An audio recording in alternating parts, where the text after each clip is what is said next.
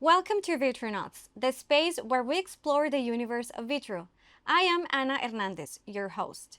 Today, we are joined by a leading voice in the automotive world who will talk about the challenges shaping today's workforce, how Vitro Automotive is responding, especially across your plants and operations, and the initiatives making a real impact in attracting and retaining top talent. Stay tuned.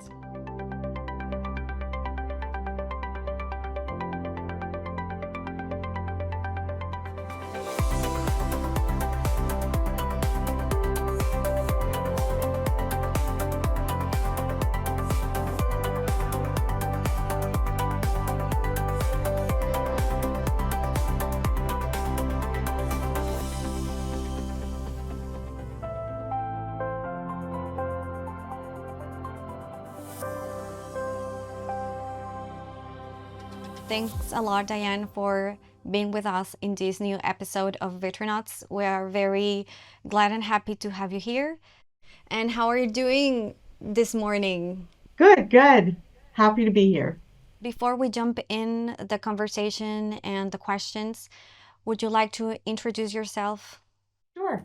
My name's Dianne Carland. I am the VP of Human Resources for Vitro Automotive. From your perspective as a VP of Human Resources in automotive industry, what key challenges are currently shaping the talent landscape? So I would say specifically for manufacturing, the biggest struggle we have with the changing landscape is the skills transformation within the organization. The demographics are changing in manufacturing. I'm sure many organizations are experiencing this issue with an aging workforce in manufacturing. With that Okay. aging workforce, we're losing talent faster than we can grow talent. So we need to do a skills transformation of the workforce. There's also this issue that working in manufacturing isn't as appealing to the younger generation. So Mm. within that, we also have to consider how we change that vision for manufacturing. We have to look at growing the organization internally with the talent that we have and looking to external sources for talent that we can change the vision of what it's like to work in manufacturing. And with that, it relies on our ability to not only as a Vitro organization, but manufacturing in general to change how the workforce views working in manufacturing. Oh, that's a very interesting insight. And have you come up with anything to start working on with? Or are you just in the phase of we've just identified this, that this is happening and we're working to change this perspective? I would say we've known for many years that this is an issue in manufacturing. We've recognized the aging of the workforce, and we've been taking many, many steps over the years to try to work within that knowledge. So, for instance, we have technology changing in our organization, and that change in technology is starting to raise the appeal for individuals to work in manufacturing. But with that comes the idea that the skills aren't where we need them to be either. For example, um, many of our plants are automating, and so that idea that they're not manual jobs and now they're working heavily with automation is appealing to specifically like engineers coming out of college and Yes. individuals entering the workforce with certain skills. But that also means that we need to raise the skill level of the employees that we have internally. So it's it's twofold, right? So Yes. we have the employees that we have internally that want more out of what they have, change that employee experience. And so we have to work on programs, and we've identified these programs. We have programs internally to support the employees for this skill development as well as recruiting externally. Okay, thank you a lot, Diane. Those are very, very important issues because from one side, as you mentioned, we can use the technology to strengthen the skills of our employees, and at the same time, well, at least what we have seen, some employees or even undergraduates could be scared or afraid that that the use of technology would substitute them. So I think this conversation and this perception needs to be balanced, as you just mentioned. And that's a very interesting insight that you just mentioned. And well, next question would be, at Vitro Automotive, how is the employee experience evolving to meet those challenges, especially in our plants, operations, and technical orbit? We have to fundamentally change the employee experience, right? We need to build a culture that empowers employees and provides growth opportunities for them. I think the idea that the skills are becoming more complex within the manufacturing environment supports that growth for employees. We can provide the tools that they need to learn those skills. We are providing those tools to the employees. We're constantly reviewing, what the organization's needs are. What does our future need for these skill sets, given the change in the manufacturing environment? And I think that helps employees recognize there's a future beyond the manual labor in manufacturing. The other critical area that we need to focus on is internal mobility and providing career paths for our employees so that they see that there is a future in manufacturing. And one thing that used to be a fear with automation is that automation was going to replace employees. Due to the Totally. changing demographics and the lack of workforce for manufacturing, that's no longer the case. It's almost become critical to go that direction to fill the gaps in the labor force availability. So I personally don't see Okay. that fear of automation taking over employee positions, because it's so critical that we find other avenues for filling that labor gap. And the automation helps us in those two ways. The first way being automation provides something bigger for employees to grow into, to attain for knowledge, and it also helps fill that labor gap that is so prevalent in manufacturing today.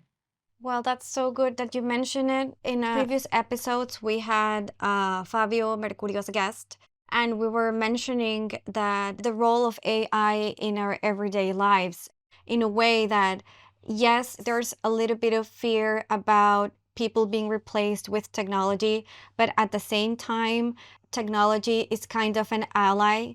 So, yes, we're going to use this new technology to start the automatization of different processes, but that doesn't mean employees are going to be replaced. They're going to be prepared for with another skills, so they start focusing on other different areas that enhances them their position in the organization in their everyday work. So I agree with your explanation, and I also believe that. And well, the third question is, on a personal level, Diane, which initiatives do you believe have had the greatest impact in strengthening the culture that attracts, develops, and retains key talent in the automotive sector? So as we all know, the automotive business is a very difficult business. There's many rules and regulations that provide for making the work very hard. And very hard doesn't mean impossible. It means that it provides you with, if you're someone who really wants to grow and develop, it's very challenging, right? And motivational in that respect. Within the Vitro Automotive business segment, we recognize that, and we have many programs to help employees along the way. We have, workforce reskilling. We look directly at our future needs. What are the skills that we need within the workforce? We assess the workforce and look to the opportunity to provide that growth, right? So when we do our strategic planning, if we see a specific skill set that we're going to need, we do a gap analysis on what that skill looks like, and then we develop the program to grow the employees that need that skill. That's one small area of opportunity that we provide. We build leadership capability for supervisors and managers working on that employee value proposition, right? They want the skills, so we figure out what the skills are, we provide the development for those skills, we train our managers to provide that feedback and those development opportunities. We have programs like Aspire for Key Talent, and which is a program that helps further develop key talent in the organization. And again, providing that knowledge in maybe areas that are weaker. We look at again, the skills that we need, where are our employees at, and develop that program within the Aspire program. We also have the Empower Her program, which is Yes. designed to grow females in the organization, to show females that there's a place for them in the organization. We know that manufacturing is typically a male dominated field industry, right? Mhm. Right. So we recognize that we have very capable females in our organization, and so we've created a program to further develop those females. We have Mhm. made internal mobility a priority within our organization. We measure and track internal mobility. We look annually at our talent and say, and consider where our talent is best suited for, where they can grow into. We provide the training opportunities for them to, again, complete that gap between where they are and where they're potentially able to go. And on top of that, we have our own Vitro University. And within the Vitro University, we have the ability to provide education to our employees, not only for areas that we recognize they can grow into, but it affords employees the opportunity to go into Vitro University and say, I want to learn this skill. And they can self-select skills to help themselves grow too. So again, it's a way for the employee to help themselves and a way for the organization to pull them along as well. Uh, it sounds like a very holistic system for employees to develop and grow, and that's really awesome. And speaking of skills, for you, what would be the skills every employee must consider to grow, to develop their full potential, taking in account the times we're living on? Oh, that's a good question. I think every employee needs to look first at themselves. What is it they want to do with their career, right?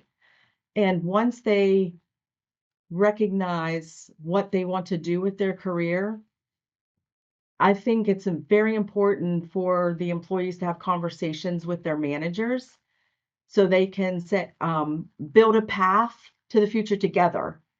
So if they aspire to, maybe we have an operator who wants to become an engineer or a technical person. What is it that they need to accomplish to go to that next step? Vitro has programs to help all employees at any level if that's their desire. the program that we have to build manager capability is designed to do exactly that, have those conversations with employees about what their future looks like. Vitro is also working on career pathing for employees. So if you're an engineer today, where can you grow within the organization? Whatever your position within the organization, where can you grow? And sometimes those paths aren't a straight line to the function that you're in. Maybe you're interested in a different function. What are what are the ability you have to learn and move into different functions? And I think Vitro University is a great tool and a big help to our employees who want to consider that. And speaking of this, which aspects of our culture to win would you highlight for all Vitro employees embrace so they start living their full potential? Sure, sure. So we know that within our culture, we're developing be a learner, be a player, and practice impeccable commitments. I think they're all equally important for every employee. Number one, if you have aspirations of growing within the organization, you have to be a learner. You have to consider that there are areas that you need to grow and what those areas are and take the steps to grow, to understand that there's much to learn. Even the experts in our field have areas that they can learn, right? So I think that's critically important. Um, Being a player also critically important because it's okay to learn, it's great to learn, but if you're not going to actively use your knowledge and get involved and step up, then it limits your ability, right? Yes. And then, of course, practicing impeccable commitments. That's important at every level because you need to be able to follow through on commitments for sure. Of course. And well, our last question is at your role as a VP of Human Resources in Vitro Automotive, what is the thing you must enjoy doing? Interesting. You should enjoy your job, right? We all spend a lot of hours in our job. And yes, it's work for sure. But you need to find the moments of joy within that work. Build relationships with your colleagues, build relationships with your direct reports, build relationships with your manager. Make the most out of every day that you can because being able to enjoy what you do makes all the difference in the world. Yes, you're speaking about the importance of collaboration, the importance of connection, the importance of learning, and that's well, that's part of our culture, and yes, totally.